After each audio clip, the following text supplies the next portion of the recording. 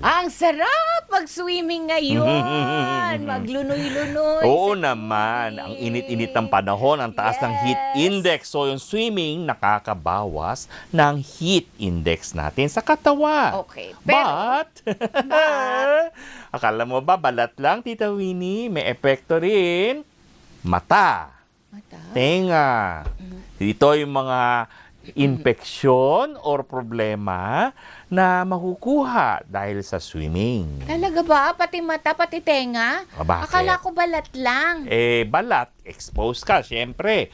Ang pinaka-common, lalo pa pag swimming pool, public place, minsan nakayapak ka pa, Oo. gumang sa suotan mo, sa paa, pwede ka magkaroon ng an-an, di ba? Inay.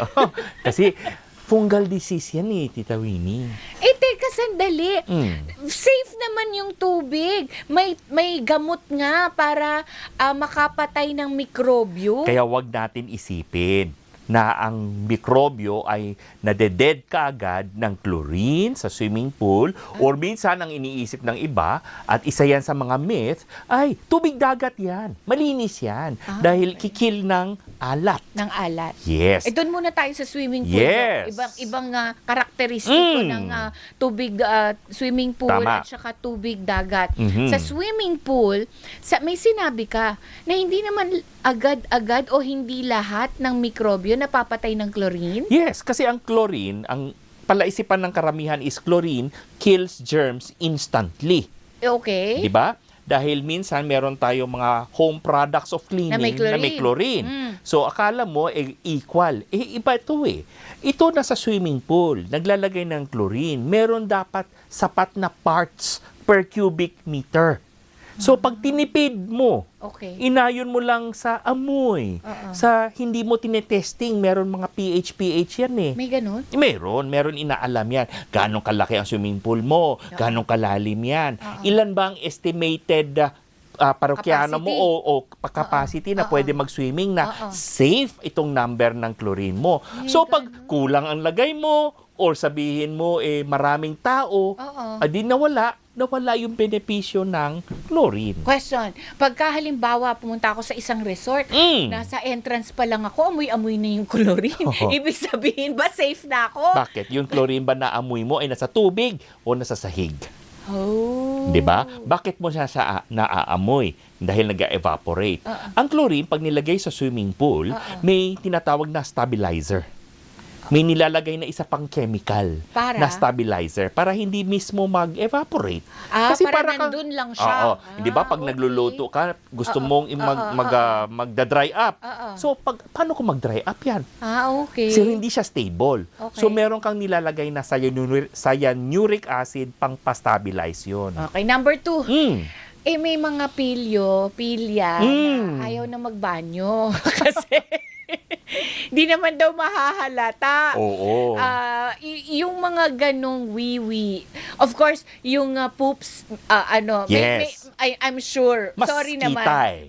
Meron kayong mga pagkakataon na ganon, diba? Totoo yan. Pero yung mga hindi yan nakikita. Hindi. Enough na ba yung chlorine para ma-disinfect? Pero ang pinag-uusapan natin dito, yung general lamang. Yung wiwi, nakikil ba ng chlorine? Yeah. Yan, ayon sa isang swimmer lang yan. Paano kung yung buong pool mo marami? Tita Winnie, ilang cc yan? Bawat ihi natin, nasa 200 ml. Siyempre, itong 200 ml na ito, pwede siyang makill kung ikaw lang mag-isa sa isang lap pool. Paano kung 12 kayo, buong barkada nandun? Right. Di ba? Okay, Ibang okay. usapan yan. Meron ako nga napanood na magbabago yung kulay ng swimming pool. Pagka meron. Sana may ganun, Pero wala Minsan tinanong ko na yan sa mga nagme-maintain ng pool. Kaya nalaman ko yung tungkol sa stabilizer. Sabi ko, paano yan pag nainitan na ganyan? Sir, meron tayong ilalagay na stabilizer. Okay. Tapos, yun na nga. Sabi mo nga, dapat malinis siya. Of Dapat course. pirmi na tumatakbo ang filter. Okay. Okay? Oo. So, maliban sa chemical na ilalagay mo, yung edad ng tubig sa loob ng swimming pool, ang numero o tao sa loob ng swimming pool, ay yung kapasidad ng filter. Okay ba yung filter? Okay. Yung mga And the filter, it depends on how big the pool is. And pinatakbo mo ba ngayon dahil may gagamit na? Ayan. Kasi permi dapat nandyan yan eh. Tinatakbo yan eh. Parang aquarium. Correct. Okay. So, andyan na lahat. Alam na natin lahat ng variables. So, how do I protect myself after swimming in the pool? Before swimming, maligo ka muna. Shower. Okay? Maligo Bakit ka, nga full ba? shower. Okay? Dahil ayaw mo magdala ng dumi sa swimming pool. Okay? So mag-shampoo ka rin, yung makeup mo, tanggalin mo, maligo ng tama. And sabi mo nga, mag-enjoy. Okay. Pagkatapos nun, mag-shower ka ulit na magsabon ka muli. Importante talaga yung totoong ligo. Yes, dahil irritant ang chlorine. Okay. Kaya nga hindi mo pwedeng sabihin, baka pwede natin dagdagan na lang ng chlorine kasi mas maraming barkada ang dumarating Okay. Ang mas maraming chlorine, too much chlorine din, ay irritant din. Okay. Kaya talagang sukat na sukat yan. Cubic per meter yan. Okay, 1 to 3 parts. May computation na pinapakita sa akin So, yun. Sunod lang tayo. Shower ulit para mapanatili na ma-wash off yung chemical. Kaya kung sinabing maraming pwedeng mangyari yan, unang-una, syempre, pinaka-obvious, yung balat. Yes. Diba? Expose ka ang balat, ang fungal disease, hindi yan basta-basta matatanggal ng chlorine. Ito yung sinasabi natin, an-an. Alam mo yon, di ba? Yung mga may patches na puti. Yes. Ito yung tinatawag na patches na may ring patches yan, ring shape yan Medyo makati siya. Okay? So, pag nagsishare tayo ng mga goggles, flipper, yung mga mask ba?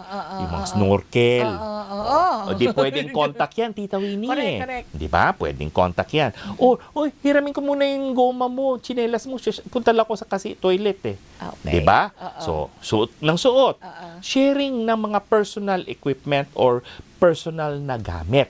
Tuwalya, sabon, at yung mga ganun, kasuotan, goggles, mask, flippers, at iba pa.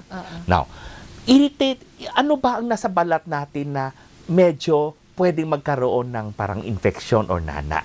Yung buhok natin, di ba? Okay. Meron tayong hair follicle Yes. di ba? All over the body. Yes. So, yung hair follicle, pag napasukan yan, magkakaroon ng infection, folliculitis. Okay. So, di ba? Ang small one, hindi pa nasa pigsa level. So, follicle inflammation lang. Remember, itis, folliculitis. So, red bumps lang yan. Hindi ba? Pag pinag-usapan natin ang boils or pigsa, saan nang gagaling? Saan nang infected? Hair follicle. So, yun. Bakit kailangan magsabon before and after? Para ma-wash out mo.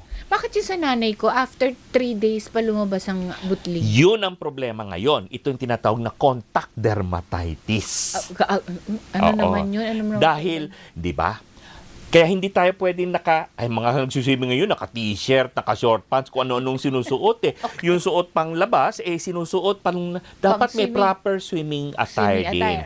Dahil siyempre, may kanya-kanyang, sabihin natin, yung sa street clothes natin, may dumi rin yan, Tita Winnie, di ba? Okay. And shower before and after, no sharing of towels. Now, si nanay, nagkaroon ng problema sa skin, nagkaroon ng pamumulay and everything, pangangati. So, dermatitis. Pula, kate.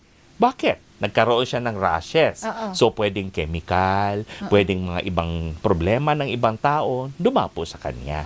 That is where the showering before and after is so important. Si Ali may question, totoo po bang nakaka-UTI ang swimming pool? Hindi naman, kasi iniisip nila, dadaan yung tubig sa daanan ng ihi natin paakyat. Oo nga. Hindi ganun ang ascending infection natin. Hindi po daw ganyan. Okay, so that is the swimming pool. Pwede ba pa sa beach? Yes. Lahat yan pwede yan. Mas safe ba ang tubig dagat? Bakit? Sigurado ka ba? Remember? Kasi walang chlorine yun. Meron isang nangyari sa isang probinsya nang mataas ang coliform count. Coliform? Coliform, Ano yun? pupup. Oo. 'Di ba? Oo. E. coli count, Yes. mataas, Oo, 'di ba? oo. So, yun.